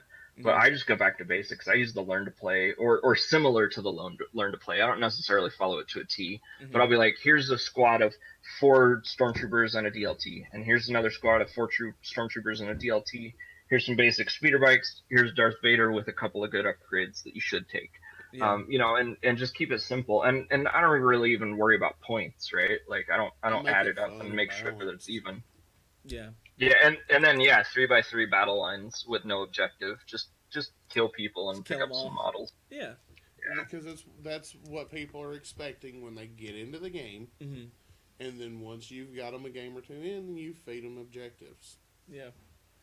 Yeah, I give You feed people them kind of like mechanics a every time you play. here's what you would do with the objectives and the battle cards, but I don't ever do it on a learn to play unless somebody really is like they did their homework. If Right. somebody can show me that they already did their homework and watched videos and stuff, Mm-hmm. and that they have a grasp of the game, then I'm not going to hold their hand as much. But that's going to be something that somebody's going to show me that they're at that point. I'm not going to assume that somebody's at that. Oh yeah, I watched the Legion by Watch It Played, that YouTube channel. I watched that thing probably like 4 or 5 times before I went to even just played my first game, just so I could figure out exactly. Yeah, that guy You know, that guy could teach a kindergartner how to Man. play Twilight Imperium. seriously. Seriously, he's got some Yeah. really great videos. That's my immediate go-to if I'm trying to learn a new board I have game. yet to play Twilight Imperium, but I've heard it's a game that you sit down and you might as well figure 3 days to actually play it. That's an exaggeration, and a lot of reference to that comes from 3rd edition. 4th edition is much quicker and a lot. A lot more streamlined, whatnot. Yeah, it's streamlined. It makes more sense, and most importantly, I've had more people want to play a second game of 4th edition than 3rd edition. And so, Yeah. for all that I love 3rd edition, and that's what I started with, it just doesn't hold a candle for me. And I've got friends who are grognards who only want to play 3rd edition, and I'm just like, that's cool, man. But like, I get more people who actually want to play play 4th edition. And with 3 people who knew what they were doing, we played a game in 3 hours. Nice, yeah, So yeah, it's nothing. I've Yeah. had 40K games take longer than that. for sure. I know for a fact we've had Legion games take longer than that. Yeah, just Oh, yeah. This game. Yeah, that's the main thing is you gotta give people that entry point where they can get into it and they actually enjoy it, because like Wingspan, I've been teaching everyone how Yeah. to play that game because it's easy and it's super fun to pick up and people want to play again. And Wingspan's great. not a slog, so. So Yep. this is a question that we were kind of talking about what we wanted to ask you, and this is just purely, opinion, but do you like how much leeway is given to players before the game when discussing like terrain and things like that, or would you rather see more of like a predefined, hey, this is difficult like cover, this is, you know what I mean? Like, does that ever cause any issues maybe when you're making judge calls or anything like that? I mean, they're like, well, that's what you decided before the game and I wouldn't have done that, but you know what I mean? Do you see where that's like a rubbing point, do you think, at all between the rules? For me, no, Okay. not at all. Yeah. So I did the cheat sheets as guidelines Mhm. for 2 events, and I found that people really liked them Okay. when I had stuff printed up that looked like what's in the RRG. Yeah. The problem I had is that when you give somebody a tool like that, a lot of people assume that that's the only option that they have. Take it as and scripture, so- basically. Yeah, they take it as scripture that this is the only thing that they can do. And the problem with that is that prevents people from thinking outside the box and adapting to, okay, well, maybe that sheet didn't cover something or something was missed, right? And Yeah. so when that happens, I feel like it caused some more problems than it solved. Okay. And I think on the other side of that, the other issue was that it was a lot of freaking work, Yeah. like a lot of work to make one of those for every table and make sure that the right one gets on the right table. And then on top of that, when I'm prepping 40 tables and I own 20 tables, now I have to rely on other people to provide that information to Right. me. Yeah. And so now I have to get somebody else to provide that information to me. And then I have to review that information that they provide, assuming that they provide it at all, assuming that they provide it on time. I'm working on other timelines and other things that I'm Yeah. trying to accomplish in prepping an event. So now I'm chasing people down for something that, is a nice thing to do, but is creating a lot of extra work for me as an event coordinator. And so what I found was that I prefer not to do that. Yeah. It's like the worst it is- group project of all time. Like- It is, yeah. And high school so- prepared you for this. Yeah, so I cut it, and LJ asked me real hard if we were going to do it for LVO or not, and Yeah. and if we were going to do it for Worlds, and I was like, honestly, I stopped doing that after Worlds last year, or Yeah. Adepticon last year, Yeah. just because of the amount of pain in the butt it was. Right. Yeah, That's a lot of extra work for something that FFG is already put in the hands of the players, right? Like. Yeah, Just putting more work and into the it. rules already tell you to talk about it with your opponents, and so what I do is I just flat out say it. I'm like, talk about it with your opponents. If you agree to it, cool. If you don't talk about it, and a judge gets called over, the judge is going to make a ruling on it, and you may or may not like what they rule. So it's important that you make a decision beforehand and you talk about things with your opponent. and then cool, have a good time. That's what matters most. Yeah. Do you think that players, most, I'm going to say average players, probably not world level players or even like RPQ winners, but most average players, do you think they talk about terrain enough, or do you think there's just a lot of ambiguity maybe around how the actual terrain rules work? You know what I mean? Like, do you think the average player talks enough about terrain before the game starts? I'd say so. Okay. I'd say even the most casual player I know probably has some sort of preconception about what terrain should be. Okay. They may not be in agreement with their opponent, but they probably have an idea. Yeah. So I guess the only real conflict is when they have that idea, but then they don't communicate it. I got you. In communication's good part of it. I know when I judge some of the local events, the first question out of my mouth is, all right, what did y'all rule this piece of terrain? Mm-hmm. Yep, exactly. Yeah. Because I don't know what the rules are going into it. I want to know how y'all agreed upon it. Yeah. Yeah, and I had a couple judge calls this weekend, and I don't know, I always try and phrase my questions to the judge just as neutral as possible, right? I don't want to be like, I'm trying to kill that guy right there, so I want my guys to be able to shoot through. I'm like, okay, this is what's happening. I'm making this attack against this guy, shooting through this. This is what we agreed on.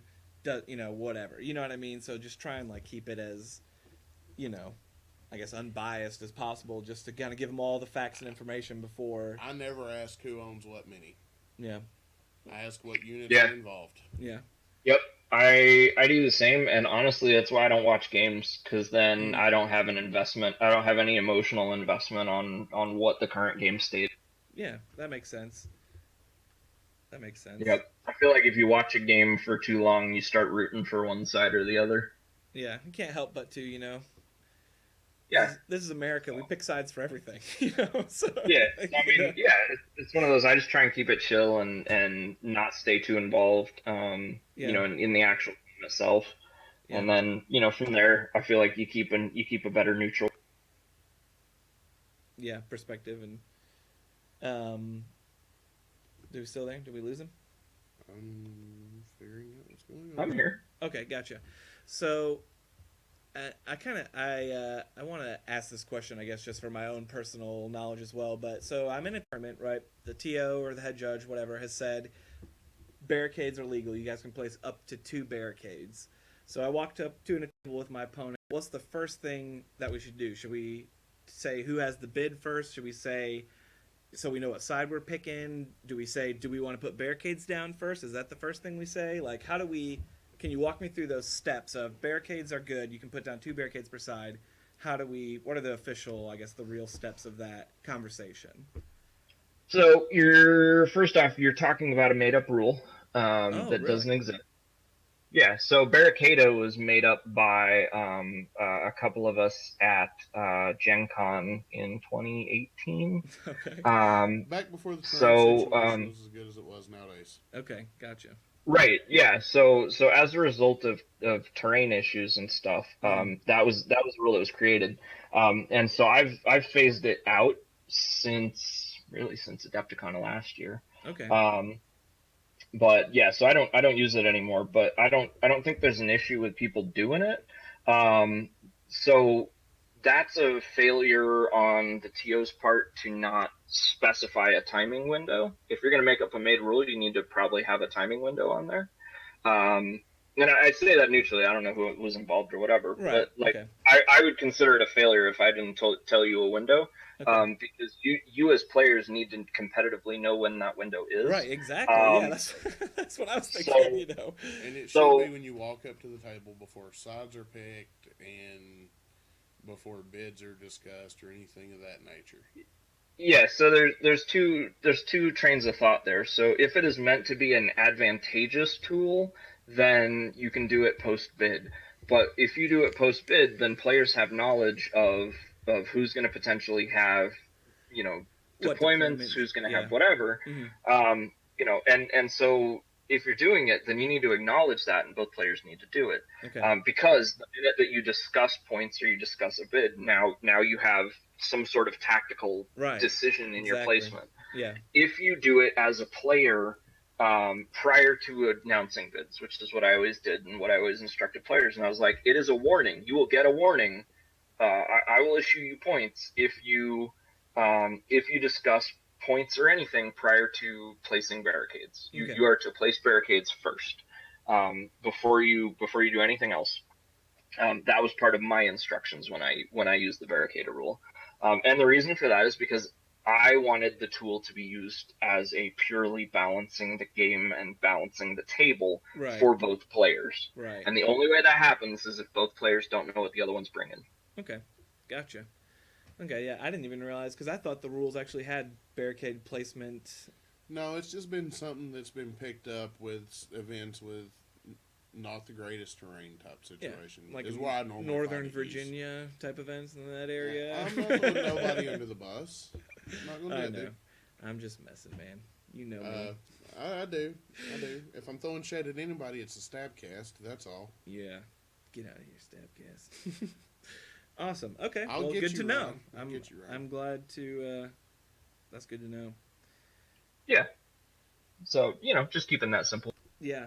So with the new units coming out, a lot of nuanced rulings coming out with those guys and things like that. We kind of touched on this a little bit earlier with the keeping newer players maybe away from the new factions. And what do you think is going to be kind of the biggest headache, do you think, while judging maybe these new tank units that are coming down? We've never had a base this large before, I think, right? This is the biggest base we've had so far. And things like Yeah, it's that. Massive. Yeah, it's like massive. 6 inches or something like that. It's range 1 in a circle. Ridiculous. No, seriously. Yeah. Yeah, it's range 1 in a circle. Yeah. Yeah, I mean, it's massive. Just from a terrain building standpoint, it totally is going to change what I have to do, in that regard. But other than that, yeah. So you think it's just like making wider avenues for them, or maybe more like line of sight? Like, what do you? Yeah. So I have to do some, but not all. So I mean, that's one of those ones that we've gotten guidance. And when I say we, me and Nerfly, because he and I talk about terrain building a lot. Sure. We've gotten guidance that we should have options, but we don't necessarily have to have perfect things, right? Doesn't mean that tanks have to get everywhere. Right. So, right, and that can also be discussion before the game, right? Like, hey, can the tank fit through here? Hey, can the tank fit through here? Like, is that a legal conversation to have? Like, yeah, so that's actually covered in the new RRG under margin of error. Okay. So yeah, the whole new RRG covers all of that as far as how those vehicles move around. Yeah. The margin of error is actually a big thing, and I started making rulings a little bit in that kind of vein based on information that I'd gotten from Alex Davey personally, and so again, not trying to stretch the rules or anything, but trying to just kind of chill out a little bit on some of that. Yeah, the spirit of the law as opposed to the hard rules, I guess. Right. Yeah. So. Yeah. And so that's one of those issues where I try to really follow what's written as much as possible, but yeah. Yeah, we've talked about it before on the cast a little bit, just like with the occupier tank, how it moves, rules as written along the movement tool. If it was against a wall, it could never make a turn, like things like that, basically. And I think there was it wasn't LVO, it was some other stream, I feel like, that the 5th Troopers do, where Alex Davey was talking about that, It was LVO. Was it LVO? Okay. Yeah, it had to have been LVO. Okay, yeah. And, he was talking about, that's something that we're looking at and addressing, and they did. Yeah. Yep. So I really do. I spent pretty much that whole day reading, reading what was up and stuff like that. So it was interesting, just seeing how they spelled it out. I'm looking forward to what they do. I'm looking forward to what they change for the line of sight stuff. Yeah. I really don't know what they're going to do, but I think everybody in the community is pretty much in agreement that whatever they do is probably going to be an improvement. Yeah. So, well, I like the idea of a true line of sight game. I think that's really cool and, kind of adds a little bit of uniqueness to Legion in that way, but at the same time, it's all about hobbying and modeling, right? And they put these fantastic Right. flight stands in with the ARC Troopers, and people are like, "Why would I ever use those?" Like, why would I ever make my dude be above a barricade? Yeah. So. But yeah, well, yeah, I agree. I like I said earlier, I'm really excited in the direction and how responsive they really are. So. I appreciate the fact Yeah. that we get a regular update Mhm. to documents that need updated on a regular basis. Yeah, and I really like how targeted they are with like the rules changes and things. The rules changes, sorry, the point changes and stuff, and like how things work. Like, we know that this needs to happen. We're looking at it. We're making sure that it feels good when we do change it. You know what I mean? Like nothing is knee jerk. It feels like I what feel I mean? the Shore and Ton nerf was the perfect nerf for those two units. Yeah, and we talked about it several times before. How would you nerf these units? You know what I mean? And Like, it generally come down to mortars losing relay. yeah, or making comms relay more expensive again or something, penalizing comms relay basically in some way, yeah. And then Tauntauns with abusing melee, being able to Yeah. go ham on just running through dudes.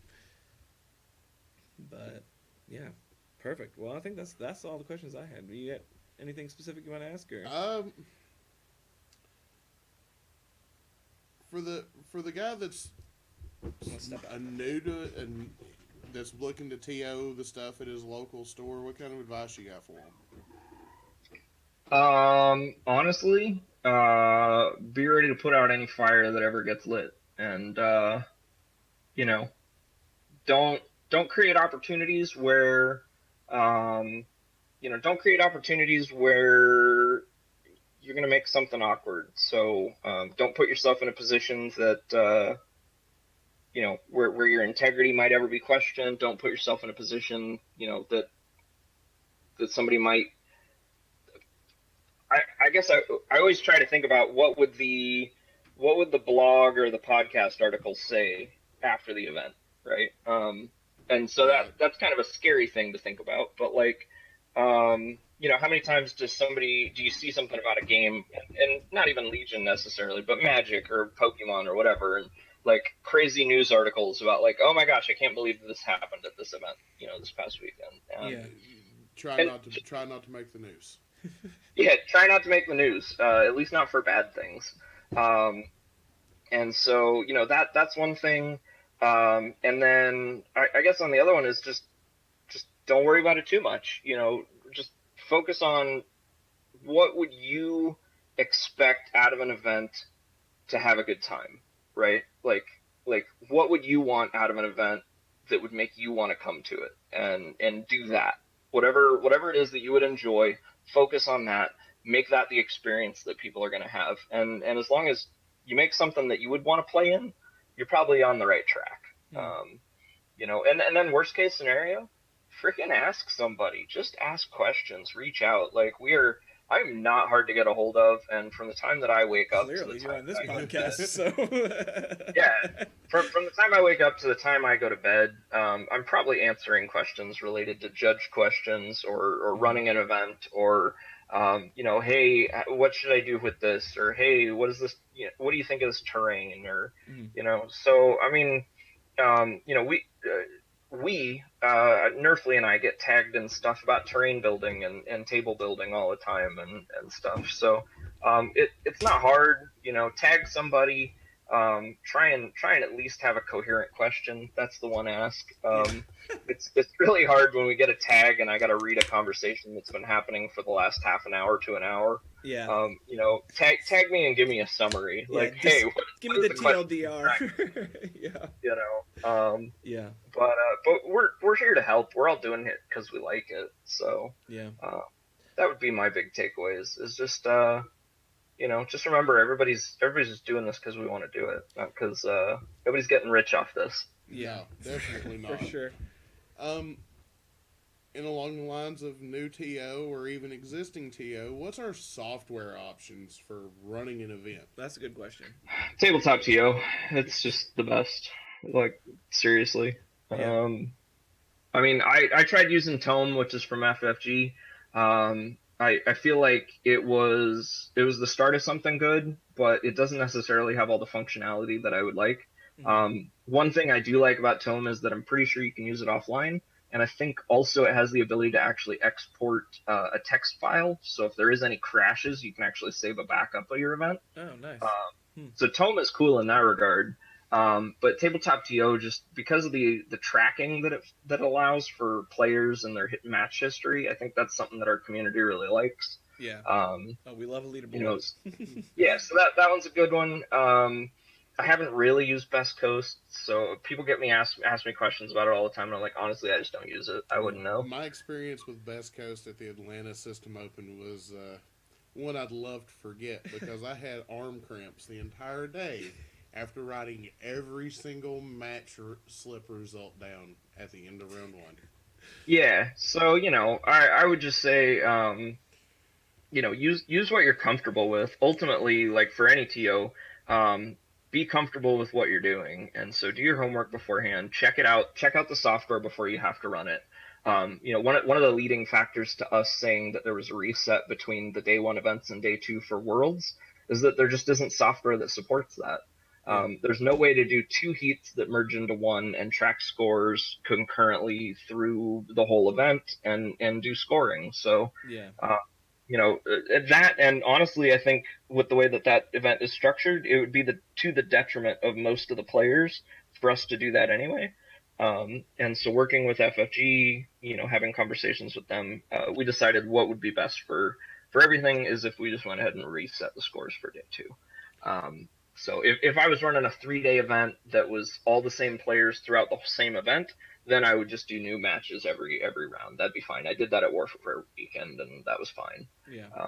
But I wouldn't do that for this. Okay. So yeah, just like anything, just be familiar. Do dry runs. Practice what you're doing. Know how to enter a match slip. Know how to change something if you mess it up. I've accidentally deleted people from events or deleted matches. Know how to put that back in manually. So quote unquote accidentally. No, don't cross No, Brendan. Don't cross Brendan. I'll be clicking through something and like accidentally the mouse was in the wrong spot and I'm trying to click back into a window. Yeah. And I'm just like, oh crap, and then my heart just thinks for a minute and I'm like, I gotta fix this and fix it before anybody notices, So that's the biggest thing that I think is just the mark of a successful event coordinator is with any luck you've fixed the problem before anybody noticed. Yeah. And that's really the key to success is just be proactive and anticipate problems and fix them when they happen. So I have this was kind of my first season, I guess, of Legion where I actually played in 4 or 5 events. I actually got to get out to several of them. And I guess my question as a player who's kind of like transitioning into more competitive scene, how do you, I guess, avoid those feel bad gotcha moments? Like, how do you, without tipping too much of your hand, I guess? I mean, do you have any pointers for that? Because I don't want to be like that guy, where I'm like, well, you actually can't do that because this, and it's a rule, Yeah. But at the same time, like, I don't want to, I'm trying to accomplish something, and maybe that's part of my strategy is if this guy goes here and he doesn't shoot at him or he doesn't do this and he instead does that, you know what I mean? How do you, I guess, what advice would you have for, should you discuss with your opponent beforehand, like, hey, is this your first ever tournament? Or, what advice do you have for that? I think it just depends on what event you're in. Okay. If you're at a local tournament, then you probably don't need to take it that seriously unless that's important to you. No. But if you're at Worlds, Yeah. That's a place where everybody had to win to get there. Everybody Mm-hmm. had to do something successfully to get there. Mm-hmm. So That's one of those. moments. Yeah, well, it should be less gotchas. Or if somebody just makes that mistake, it's World Championships on the line. Yeah. I think poker face is something that's important. Mm-hmm. You are required to handle mandatory triggers and make sure that things like that aren't missed, like bounty. Right. But ultimately, if it's an optional trigger and somebody forgot and made a mistake, then that's a play mistake. And Yeah. if it's World Championships, like, don't be an a-hole, Right. but you know, at the same time, be like, hey man, sorry, like it's World Championships, you know, and I guess worst case scenario for your own conscience, if there is a scenario where you don't want that awkward situation, just call a judge over and be like, hey, look, you know, he already did this. Now he's trying to take back and get name token or whatever. He didn't do that. It was an optional trigger. Yeah. You know, blah blah blah. Like that's up to the judge to settle and solve and be like, yeah, sorry man, it's Worlds. Like unfortunately, you know, unless your opponent is willing to give you a take back, you're not going to get a take back. Gotcha. So just kind of read the um, room, right? You know, just know where you're at. Yeah. In the environment. If your opponent gave you one earlier in the game, be prepared to give him one back later in the game. Oh hell yeah, yeah. Oh my gosh. I mean, don't You know, be that and guy. Yeah.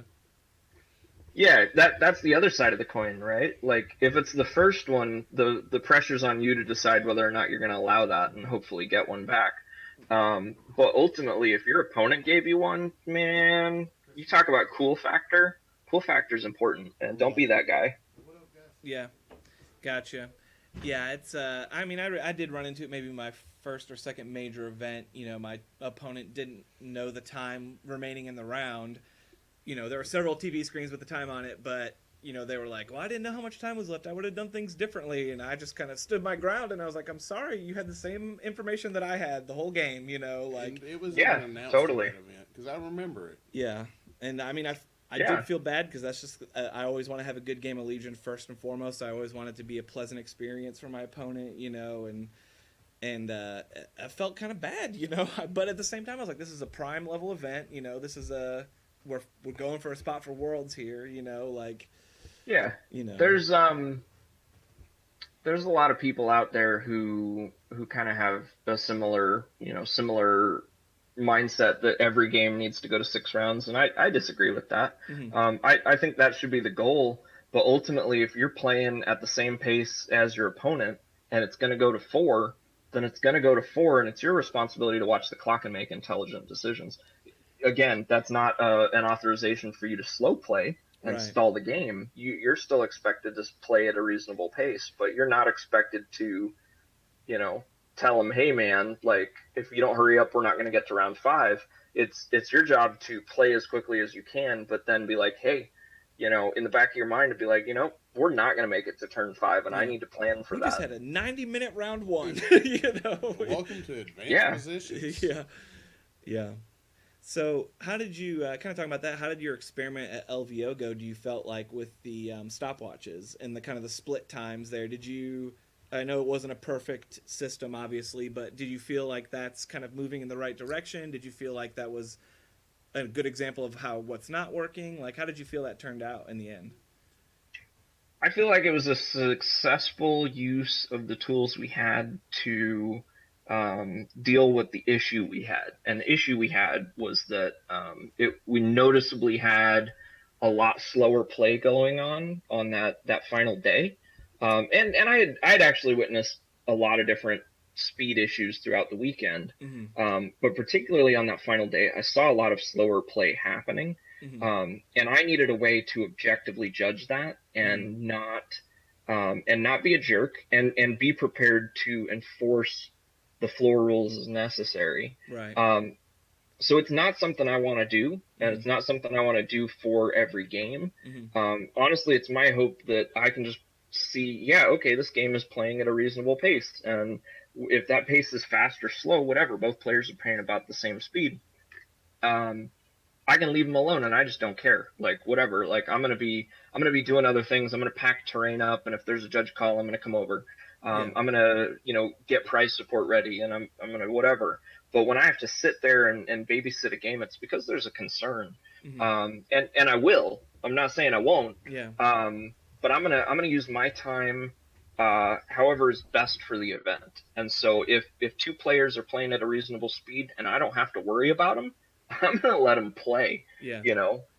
So I don't think it should be used as a weapon to scare people, and it shouldn't be used as something that we all need to start playing on a timer. Mm-hmm. I think everybody just needs to play at a reasonable speed and notice if your opponent is playing quicker than you need to kind of maybe pick up your speed a little bit and be ready to play with that. And so, it's one of those. Yeah, you got to read the room. You got to read the room and see Right. how it's going. yeah, that, If your opponent is taking plenty of time, then you need to decide if you're willing to take that extra time or not. yeah. So like, did you, if you run into someone who's maybe just a very tactical, they want to think through every decision, and you don't want to be that guy where you're like, hey man, step it up here. I've thought about my next 3 activations basically, and the time it's taking me to do one. Yeah. At the same time, though, if we're at a competitive event, players are expected to play at a reasonable time, and if they are taking too long, Yeah. you're absolutely in your rights to say something to your opponent or call a judge and be like, hey, I'm concerned about the speed of play. I know you, and be cool about it. Like, don't be a Right. jerk, but just be like, hey, I know you're trying to think this out tactically, but I feel like you need to speed it up a little bit here, and that's what we could deal with. And I had multiple times where. I would spot something and then I would tap one of my judges and be like, hey, can you just watch this table for a little bit? I want you to stay near this table. Yeah. I would tell the other judge, I'd be like, hey, I've assigned so-and-so to that table. I need you to watch the rest of the room. Because we kind of were splitting up into sections. Okay. Yeah. But I would be like, hey, I've got so-and-so tapped, so I'll watch part of the room. And that person's going to watch the table. And sometimes I would switch. I'd be like, okay, they've watched for a while. They've given me their opinion. All right, now we're going to switch. I'm going to have you watch, and then the other person's going to handle the floor. So, just being able to adapt, and that's just leadership stuff that, Sure. using the tools that I've got, and just delegating and trusting those judges to make the right observations. Is it pretty obvious, do you think, when someone is, I don't want to say intentionally slow playing, but taking a lot longer time than their opponent? I mean, is there... is that like something that's pretty easily, you're like, oh, okay, I see this guy, as soon as he gets his token, he's doing things, and then, you know what I mean? After about 5 minutes, you can usually kind of determine what the speed of the game is going. The average activation is about 1 to 2 minutes, and if somebody's going over that, and they do it twice, you're starting to look at, okay, well, this is... and it just depends. Like, if they have a lot going on in that activation, maybe they have a lot going on in that activation. But there's a difference between stopping to read your cards, or stopping to fiddle with tokens, or stopping to check things all the time. There's a familiarity there that you as a player need to have with your own stuff. Right. So if you're constantly checking your own stuff, maybe you should check on memorization a little bit there, and just be more familiar with your own things. And I've seen that. I've seen people do it. So Right, yeah, and that's part of kind of that social contract with any game that you're going to play at that type of event. At least know what your stuff does. Maybe you don't have to know exactly what every unit in your opponent's army does, but at least know you can answer a question immediately. What is your guy? Does he have this? What is it? And don't be afraid to ask. Hey man, can I ask your opponent? Hey, can I see a card on that? Yeah. Yeah. Nothing wrong with that. Yeah, for sure. Well, awesome. So yeah, that's what I got. What you got? Anything else, Kev? I think we've touched on about everything I wanted to touch on. You got any final words for us, Brandon? What was that? You got any final words for us? No, man, just be cool. I'll see you guys in about a month. Yeah, definitely. I'll be there. Maybe I can drag Drew up there with me. Yeah, I got some family up in Chicago. I might see if I can sneak away. I probably won't be at the whole tournament or anything, but if I work retail, so my schedule is always just freaking insane. So maybe I can sneak a day or two away, get up there, and spend some time with some family, pop into the tournament hall, shake some hands. Because there are a lot of people I know, they don't know really who I am, but I've started to make some inroads, and like I said, that's the person I am. I really enjoy. We keep hanging out with Stabcast. We might make it somewhere. Or we might get stabbed. Maybe make it to the bar at least. Hey, we're already there. So at the last tournament we went to with the Stabcast in Knoxville, where they play at Sci-Fi City, we first of all, we took my minivan, and me and 3 or 4 of us came down, and we had a cooler full of beer and a couple of flasks. Walked in the building. Yeah, and it was a good time, man. We're definitely the Cash podcast for sure. I mean, we keep it very, very loose. We just like to hang out and play Legion and get to know people. Like I said, if you need a drink at Adepticon, come find me. I'm gonna have plenty in a cooler. Not while he's judging though, boss. Don't worry. He's like, I can't tell if that's line of sight. Which sniper am I looking at here? Nah. I'm just kidding. Well, thanks a lot for stopping by, Brendan. We really appreciate it, man, and for answering all of our questions, inane and otherwise. Yeah, no worries. Yep. Yep. Cool, guys. Well, I'll catch you later. All right, All right, man. man. Have a good one. Thanks. All right, Bye. later on. Well, that was Brendan Franz. He's the kind of TO, head marshal, high judge, lord and king of us all in the Legion tournament circuit, Yeah. basically. So, And yeah. He's sounds like it's gonna be a hoot at Adepticon this year. Yeah. I really would like to try and see if I can't sneak away up there for a little bit, but I don't know. We'll see. Well, I think we've touched on just about everything we wanted to touch on this episode. Yeah, there's a bunch of other better podcasts talking about the RG, so go watch them. Yeah, I have read through it Yep. between deliveries at work, hmm so I'm actually going to spend some time tomorrow night while I finish designing our poker chip tokens, Nice. and I'm going to when I finish designing those, read through the RRG, and then I'm going to try and get some sleep. There you go. Sounds good. Yeah, I had inventory last night from until 3 in the morning. Slept until 2 this afternoon and have to open tomorrow. So Let's see here. I didn't finish my Yavin base game until 3 in the morning. against Riha, Yeah. how'd you do? Put up a fight? I did up until about turn 4 when my dice turned just ice cold. Mm, I had red dice and was picking up troopers like rebel troopers. oof, Yeah, that's painful. yeah. It was a close game. I was gonna have to walk into a minefield. I was prepared for it. I just wasn't. He's running Sab still? He was running Rebel Sabs Okay. with triple RT, Luke, R2, a fleet with a scatter, and some Rebel troopers. Really? Some fleets? Yes. Okay. And let me just go ahead and say something. You serve your master well on some fleet troopers. Oof. Double tapping with him, basically? Yeah. That Yeah. seems pretty good. And because my dice turned cold and I wasn't unable to eliminate them on their way in, Yeah. they managed to wreck a bunch of stuff. I bet. I'm telling you, man. I'm working this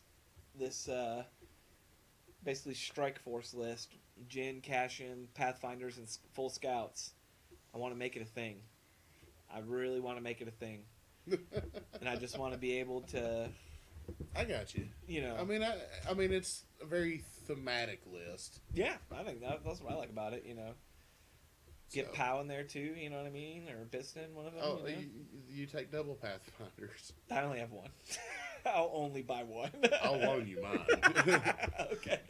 Because, they sit in a box and they. Collect dust. They need a point reduction badly. So I think they get one. yeah, probably. But yeah, I had a great time playing against Eric. We finished at 3:00 this morning. I went to Did you bed guys at just 4. official to go all 6 rounds or? We decided we was playing all 6. We never turned the clock on. Okay. We just sat here and played a game of Legion. I'm perfectly okay with playing a game of Legion. Yeah. The fact I had to be at work at 10:00 this morning did not help matters none. Yeah, that's tough. Yeah. I got like 21 hours in 2 days. Oof. Yeah. Stack them up. I'm definitely stacking them right now. Yeah. Hey, I got to pay for a trip to Adepticon somehow. That's true. Accurate. And probably a car. Yeah. So, can't win them all, folks. Can't win them all. Yep. But I think we're going to call it. John abandoned us early. Now taking applications. He's not here to deny it. For Rick Hunter's replacement. Send your resume and, why you want to replace Rick Hunter Yeah. to 82ndlegion@gmail.com. Yep. Check out our Patreon with new and improved rewards. Nice. And we finally have enough people we can maybe monetize these Twitch streams and get some subs and stuff like that too. So Maybe. thank you for everyone who followed, who's Yes. still listening and hanging with us. Yes, we really do. We do this every week Yeah. for our own good. Yeah. Not really. Yeah. And good long sesh here. It's been nice. Oh, there's a new follower. Beoxis, Yeah. thank you for the follow. These are probably some people from work because I told them about that many days ago. So nice. Hey, you need, the more the better. The more the better. Yeah, for sure. 57 followers. Very awesome. So, till next week, play some games, have some fun, drink more beer. Put minis on the table. We're out.